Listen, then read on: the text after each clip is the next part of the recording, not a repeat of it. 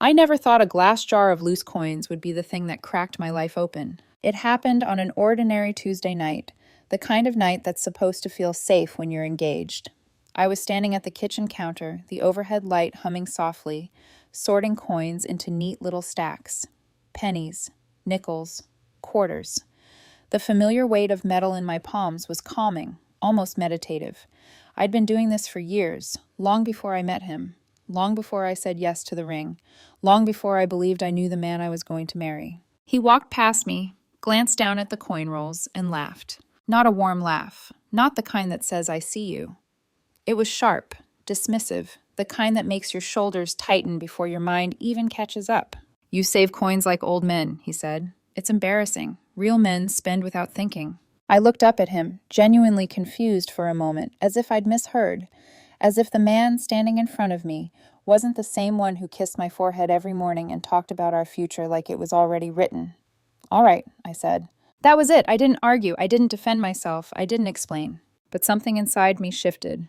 2 weeks later, I would be sitting in a quiet conference room at my bank, watching that same man stare at a laptop screen like his entire understanding of me had just collapsed. I would watch his confidence drain away, replaced by disbelief. Then something darker. And in that moment, I would finally understand a truth that hurt more than his words ever could. Sometimes the person sleeping next to you doesn't actually know you at all. I'm 30 years old. I work in finance. I've always lived modestly, not because I had to, but because I chose to. I grew up watching my parents argue about bills, about groceries, about how one unexpected expense could tip everything into chaos. I promised myself early on that my life would be different, quiet, stable, secure. He and I had been together for 3 years, engaged for 6 months. To everyone on the outside, we looked solid, balanced, normal. He worked in marketing at a mid-sized company, made decent money, loved nice things, designer clothes, weekend trips, fancy dinners that turned into Instagram stories. I didn't mind. I treated him often. I liked seeing him happy. I liked believing we were building something together. What I didn't realize was that, somewhere along the way, he started seeing my discipline as weakness, my restraint as something to be ashamed of. That Tuesday night wasn't really about coins. It was about respect, about values, about what he thought strength looked like and what he thought I was. When he said real men spend without thinking, what he was really saying was that he didn't understand me. Not my past, not my priorities, not the years of quiet sacrifice that had shaped every decision I made. And the truth is, I didn't correct him. I didn't tell him what I had built. I didn't tell him about the accounts, the investments, the safety net I'd spent nearly a decade creating. I just smiled, rolled my coins, and let him believe whatever he wanted. Because sometimes you don't argue when someone underestimates you. Sometimes you let the truth speak for itself. And when it does, it can change everything. Before everything fell apart, my life looked deceptively simple. I was 30, settled into a career in finance that I had worked relentlessly to build. Not glamorous, not flashy, but stable, predictable in the best way. I liked knowing where my money went, where my time went, where my future was heading. That sense of control wasn't arrogance, it was survival. I grew up watching my parents stretch paychecks until they snapped. I watched stress hollow them out slowly, quietly, year after year. By the time I was old enough to understand what was happening, I had already made myself a promise. I would never live that way. I started saving with my very first paycheck at 22. Not because anyone told me to, but because it felt like oxygen, like protection. While my friends upgraded apartments and chased lifestyles they couldn't quite afford, I stayed put. I invested. I learned. I read books on personal finance the way other people read novels.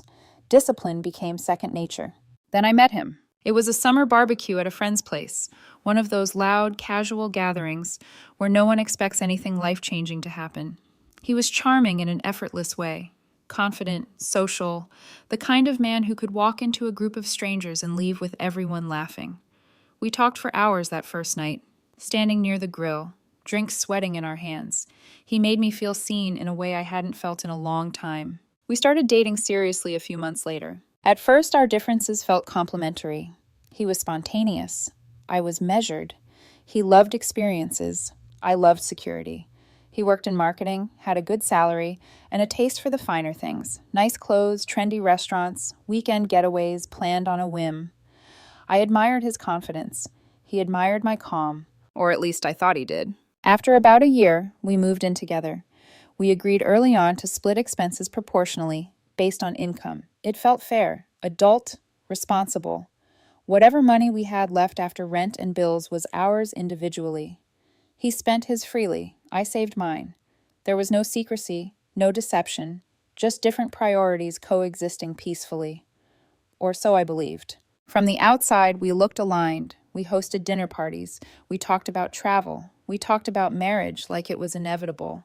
When he proposed 6 months ago, surrounded by friends, with a ring he had clearly put thought into, I said yes, without hesitation. I believed we were a team. But looking back now, the signs were always there. The way he teased me when I chose practicality over indulgence. The subtle eye rolls when I skipped expensive upgrades. The jokes about me being too careful, delivered with a smile sharp enough to cut. I brushed it all off. I told myself it was harmless, that love meant accepting differences. I didn't notice when acceptance quietly turned into judgment. He knew I saved. He knew I invested. What he didn't know, what he never asked to know, was how deeply ingrained that discipline was. I didn't talk numbers because it never felt necessary. Our agreement was clear.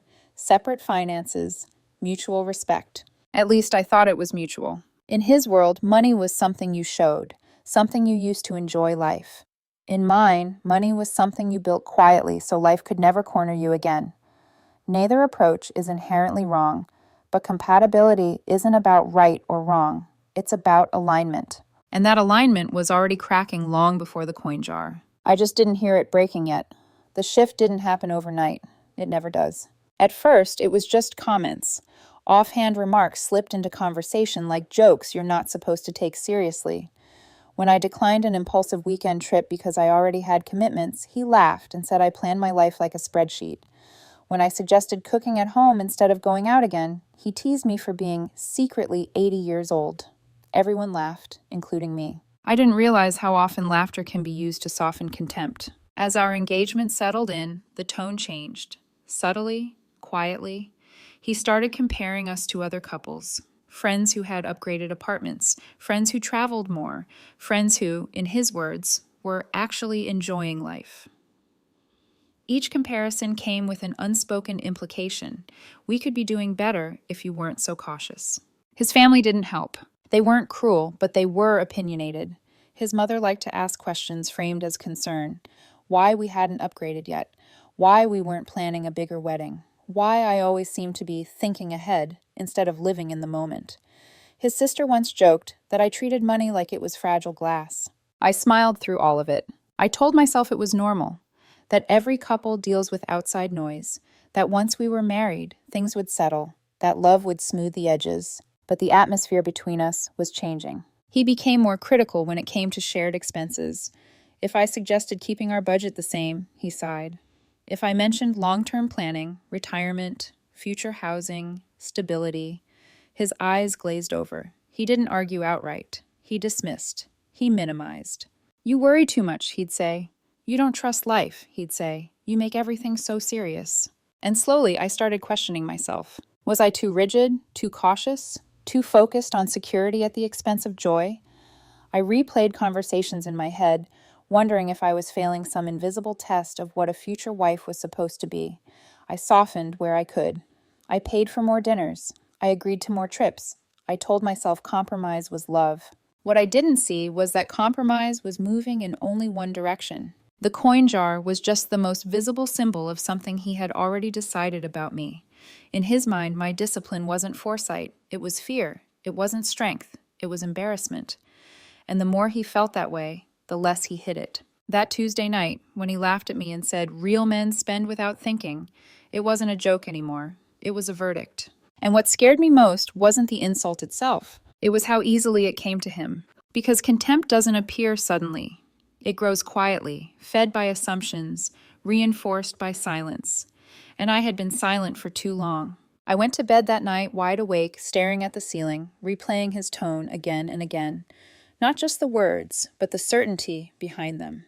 The confidence with which he decided what kind of person I was. By morning, I knew something had to change. I just didn't know yet how far that change would go. Friday morning arrived faster than I expected. The week between the coin jar and the bank meeting passed in a blur. Outwardly, nothing seemed different. We ate dinner together. We talked about work. We discussed wedding details in vague, careful terms, like people afraid of stepping on thin ice. But inside me, something was already in motion. A quiet decision I hadn't fully named yet. When I called my bank on Wednesday and asked for a meeting, my voice didn't shake. I told them I wanted to review everything. I told them I wanted to bring my fiancé. I didn't explain why. I didn't need to. Thursday night, I mentioned it casually over dinner, as if it were just another errand. I have a meeting at the bank tomorrow, I said, twirling pasta around my fork. Since we're getting married, I thought you should come, see the full picture. He looked up, surprised but curious. What kind of meeting? Financial planning, long-term stuff. There was a pause, a brief calculation behind his eyes. Then he nodded. Sure, I can take a late start. That pause stayed with me. Friday morning, we arrived 10 minutes early. The bank smelled like polished wood and quiet authority. Familiar, safe. My financial advisor, a woman who had been guiding me since my first investment account, greeted us warmly and led us into a private conference room. She shook his hand. You must be the fiancé I've heard about. He smiled, polite and confident, the version of himself he showed to the outside world. We sat down. The laptop opened. The screen turned toward us. And then, one by one, the numbers appeared. Retirement accounts, investment balances, savings, emergency funds, a home down payment account built carefully over years of restraint and consistency. Each figure landed heavier than the last, not because I hadn't seen them before, but because I was watching his face change as he did. At first, confusion, then disbelief, then something like betrayal. His smile vanished. His posture stiffened. He stared at the screen, then at me, then back again, as if the truth might rearrange itself if he looked hard enough. The room was silent, except for the soft hum of the air conditioning and my advisor's calm, professional voice, explaining what discipline looks like over time. When she finished, she looked at us both and said, Altogether, you're sitting at just over $770,000 in liquid assets at age 30. Very impressive. I felt nothing. He stood up so abruptly his chair scraped against the floor. I need a minute, he said, already walking out. The door closed behind him. My advisor glanced at me, concern softening her expression. That went about how I expected, I said quietly. 10 minutes later, he came back. His eyes were red. He didn't look at me as he sat down. When we were finally alone, the questions came fast and sharp. Why didn't you tell me? You had all this money the whole time? We've been splitting everything, I answered calmly. Honestly, I didn't raise my voice. I didn't accuse. And that's when I realized something that sent a chill through me. He wasn't upset that I had saved money. He was upset that I hadn't spent it on him. In that conference room, surrounded by numbers and silence, the man I thought I was marrying stopped seeing me as his partner and started seeing me as someone who had failed to play a role he never told me I was expected to fill. And there was no unseeing that. After he walked out of the conference room the second time, the silence felt heavier than before. I sat there staring at the laptop screen, the numbers still glowing softly, as if nothing significant had happened, as if my life hadn't just split cleanly down the middle. The advisor had left us alone at his request, giving us privacy that felt more like abandonment. My first instinct wasn't anger. It was doubt. Did I do something wrong? That question crept in quietly, wrapping itself around my chest. I replayed the past 3 years in my mind, searching for moments where I might have failed him, times I could have explained more, shared more, adjusted more. I wondered if love was supposed to mean transparency down to the last dollar, if my silence had been selfish rather than respectful. But the longer I sat with those thoughts, the more they unraveled. I hadn't lied, I hadn't hidden debt, I hadn't manipulated or misled. We had agreed, together, to keep our finances separate. He had never asked to see my accounts, never wanted to talk long-term planning. He liked the comfort of assumptions more than the discomfort of reality. When he finally came back into the room, his voice was tight, controlled in a way that felt practiced. We need to talk privately, he said, not looking at me. The door closed again, leaving us alone with the truth. Why didn't you tell me before? He asked, finally meeting my eyes. Because it wasn't relevant, I replied. You spent your money how you wanted. I spent mine how I wanted. But we're getting married, he said, frustration bleeding through now. This affects both of us. Does it? I asked softly. 3 days ago, you told me how I managed my money was embarrassing. That real men don't think about saving. He looked down. I was joking. I waited, let the silence do the work. I didn't mean it like that, he added. Then how did you mean it? I asked. He didn't answer. That was when the doubt inside me finally started to crack. He wasn't upset because I had been irresponsible. He was upset because my responsibility didn't benefit him the way he expected. Because the life he imagined, bigger apartment, better vacations, less restraint, had been within reach, and I hadn't handed it to him without being asked. And suddenly, everything made sense. The jokes, the comparisons, the pressure, the quiet resentment. He had assumed we were barely getting by because I lived modestly. That assumption made him comfortable. It allowed him to feel justified in spending freely while I stayed careful. It placed us on equal footing, at least in his mind. The truth shattered that illusion. I feel like you let me stress about money, he said, like you could have made things easier. I looked at him, really looked at him, and realized something painful. He never stressed about money. He stressed about not having access to mine. When I pointed that out, his expression hardened. That's not fair, he said. But 3 days earlier, mocking me for saving had felt fair to him. I left the bank that day feeling hollow, not because I was afraid of losing him, but because I finally saw him clearly. And once you see someone without the story you've been telling yourself, you can't unsee it. I wasn't broken. But something between us was. The days after the bank meeting were worse than the meeting itself. He moved out 3 days later, packing a suitcase in silence and telling me he needed space to think. He said it calmly, like someone announcing a business trip. No yelling, no dramatic exit, just a quiet withdrawal that felt more punishing than any argument. At first, I tried to be understanding. I told myself this was normal, that big revelations take time to process, that love means patience, especially when pride gets bruised. We exchanged a few texts, logistics about the things he left behind, neutral check-ins that avoided the real conversation entirely. Twice we talked on the phone. Both times the call ended with more questions than answers. Then the outside voices started creeping in. I didn't hear them directly at first. I felt them through him. Suddenly his tone changed. Where there had once been confusion, there was defensiveness. Where there had been shock, there was blame. He started framing the situation differently, not as something we needed to understand together, but as something I had done to him. You should have told me earlier, he said during one call. You made me look stupid, he said during another. My parents think it's strange you kept that kind of thing to yourself. That one stayed with me. His parents. He was staying at their place now, sleeping in his childhood bedroom, surrounded by familiar comforts and familiar opinions. I could almost hear the conversations without being there. Concern disguised as judgment. Questions framed as protection. Why hadn't I been more open? Why would a woman build that much security without sharing it? What kind of partner does that? None of those questions asked why he felt entitled to my money. None of them asked why mocking me for saving had felt acceptable. Friends chimed in too, though always indirectly. People are saying you're too rigid. They think you don't trust anyone. They think marriage means everything should be shared. Every sentence landed like a small cut. I started replaying my life again, this time through their eyes. The careful budgeting, the quiet investments, the refusal to inflate our lifestyle just because we could. For the first time, I felt pressure not to change my behavior, but to justify it, to explain why responsibility didn't make me cold, why independence didn't mean secrecy.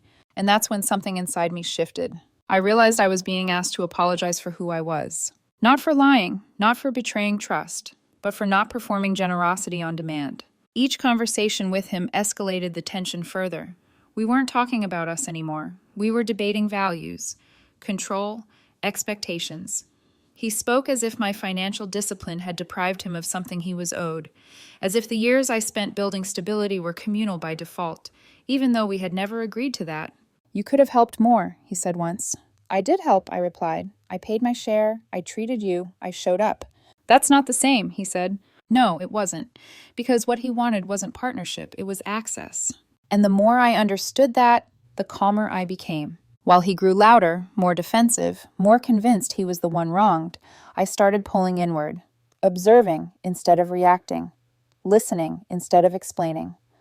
I stopped trying to prove my intentions because I finally understood something crucial. If someone needs you to be smaller so they can feel bigger, no amount of explanation will ever be enough. By the end of that week, I wasn't crying anymore. I was thinking. And that scared him more than my silence ever could.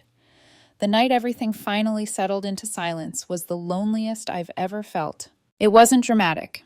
There was no shouting, no slammed doors, no tearful breakdown on the floor. Just an empty apartment that still smelled faintly like his cologne and the echo of a life that had been paused mid-sentence. His mug was still in the sink. His jacket still hung by the door. All the physical signs of him were there, but the presence was gone. That absence pressed down on me. For the first time since the bank meeting, I let myself feel it. The weight of 3 years, the plans we had made, the venue we'd put on hold for next summer, the conversations about kids someday, about where we'd live, about the kind of life we thought we were building. I sat on the edge of the bed and stared at the wall, wondering how something that felt so solid could fracture without a single obvious betrayal.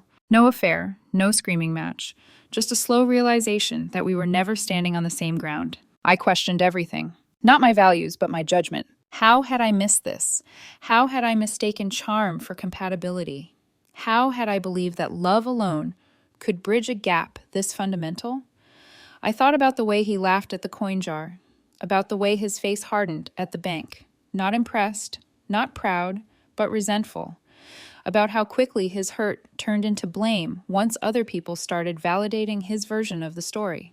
That was the part that hurt the most. Not that he was confused, not that he was shocked, but that when faced with the truth of who I was, his instinct was to make me the villain. That night, I picked up the coin jar. It was heavier than I remembered. Years of quiet accumulation, small choices made consistently. I unscrewed the lid and let the coins spill gently onto the table, the sound sharp in the silence. I thought about how many times I'd been told this habit was pointless, how many people saw it as something beneath them, and yet it had carried me here. The jar wasn't just money, it was proof.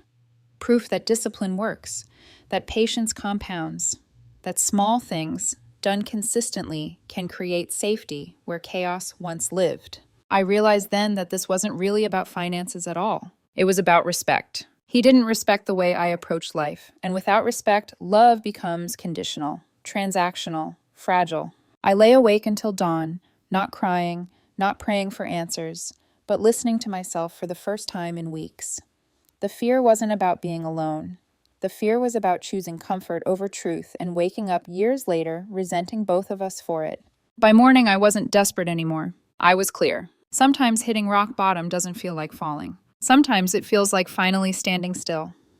He came over the next afternoon. I had expected nerves, anger, maybe even fear. What I felt instead surprised me. It was calm. Not the numb kind, but the grounded kind. The kind that settles in when you've already done the hardest part alone. He stood in the doorway for a moment before stepping inside, scanning the apartment as if looking for something that might have changed while he was gone. I noticed how careful he was with his words, how rehearsed his posture felt. This wasn't a conversation he came to have, it was one he came to manage. "We need to figure out if we can move forward," he said, sitting across from me. I nodded. "We do." He talked first, about misunderstanding, about shock, about how anyone would have reacted the same way, about how his parents were worried, about how transparency mattered. His sentences circled around the same idea again and again without ever touching it directly. I let him finish. Then I asked one question.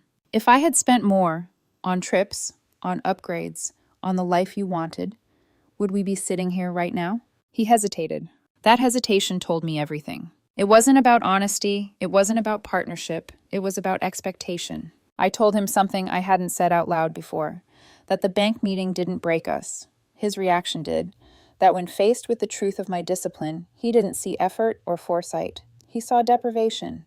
And worse, he saw entitlement. "I don't need you to agree with how I live," I said, "but I need you to respect it." He tried to explain it again, tried to soften it, tried to make it about timing and communication and stress. And then he said the sentence that changed everything. "I just thought, once we were married, things would loosen up." There it was, the assumption. The quiet expectation that marriage would turn my boundaries into shared access, that my discipline would eventually bend to his comfort. I felt something settle in my chest, not anger, not sadness, but certainty. I told him I wasn't ending things out of spite. I wasn't punishing him. I was choosing alignment over history. That love without shared values becomes negotiation, and I didn't want to negotiate my integrity for the rest of my life. For the first time, he looked shaken. Not because he was losing me, but because he realized he couldn't convince me to shrink. When he left, it was different this time. No promises to figure it out. No talk of space. Just a quiet understanding that some gaps aren't meant to be bridged. I closed the door and didn't lean against it. I stood tall, because the power didn't come from walking away. It came from knowing exactly why I was. The aftermath didn't arrive all at once. It never does. It unraveled slowly, in quiet, uncomfortable ways that no one could stage or control. At first, people treated it like a misunderstanding, a pause, a couple working through differences. He told friends we were just taking time, that things had gotten complicated, that money had made everything weird. The story sounded reasonable on the surface until details started surfacing. Questions followed. Why had he mocked me for saving, only to be angry when he learned how much I'd saved? Why had he framed discipline as embarrassment, then demanded access to the results of that discipline?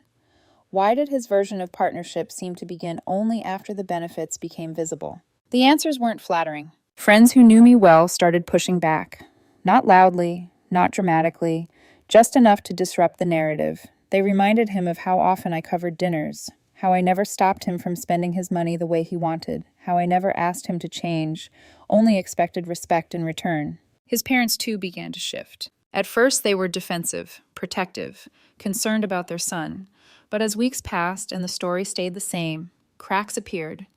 They couldn't reconcile the image of me as secretive or manipulative with the reality that I had never once demanded his financial contribution beyond what we agreed on, that I had never leveraged my success to control him, that I had quietly built stability without spectacle. The turning point came when his mother asked him a simple question. If she had debts instead of savings, would you be this upset? He didn't have an answer. Invitations stopped coming. Conversations grew shorter. The certainty he once had, that he had been wronged, began to erode under the weight of reflection. When people stopped validating his anger, it turned inward. Regret crept in. Not loud, not apologetic, but heavy. Meanwhile, I didn't announce anything. I didn't post explanations. I didn't defend myself. I didn't correct every rumor. I returned the ring quietly, placing it on the table when he came to collect the rest of his things. I wished him well. I meant it. That restraint confused people more than anger ever would have. The wedding venue released our hold without drama. Deposits were handled cleanly. Friends adjusted. Life continued. And slowly, the consequences settled where they belonged. He lost the future he assumed would adjust to him, lost the partner who believed in quiet consistency, lost the version of me who was willing to explain herself endlessly to be understood. I didn't take anything from him. I simply stopped giving. And in that absence, the truth became impossible to ignore. The apartment feels different now. Not emptier, lighter. The silence no longer presses down on me. It rests. I wake up without bracing myself for judgment disguised as humor. I roll my coins openly, not because I need to prove anything, but because I no longer feel the urge to hide who I am. I didn't lose a fiancé. I shed a future that would have required me to constantly justify my values. For a while, I wondered if I would miss him more than I do. 3 years is a long time. Long enough to build habits, routines, shared language. Long enough to imagine a version of yourself that only exists inside that relationship. Letting go of that version hurt, but letting go of the woman I was becoming inside it would have hurt far more. What I learned is simple, but not easy. Love is not just affection. It's alignment. It's respect that doesn't disappear when numbers get uncomfortable. It's admiration that doesn't turn into resentment when discipline pays off. If someone mocks the very traits that built you, they will never celebrate the results without wanting ownership of them. I don't regret the years we spent together. They taught me what stability feels like and what it doesn't. They taught me that generosity means nothing without consent and that partnership is not access by default. The coin jar still sits on my counter. To some people, it will always look small, insignificant, embarrassing. To me, it represents everything I refuse to apologize for: patience, consistency, self respect. I don't know exactly what comes next. I just know this: whoever walks beside me in the future won't need me to be smaller so they can feel secure. They won't confuse restraint with fear or independence with secrecy. They'll understand that the same woman who saves quietly is the same woman who loves deeply, and that both come from the same place. I didn't save like an old man. I saved like someone who knew her worth long before anyone else tried to define it for her. And this time, I'm building a life with someone who sees that as strength.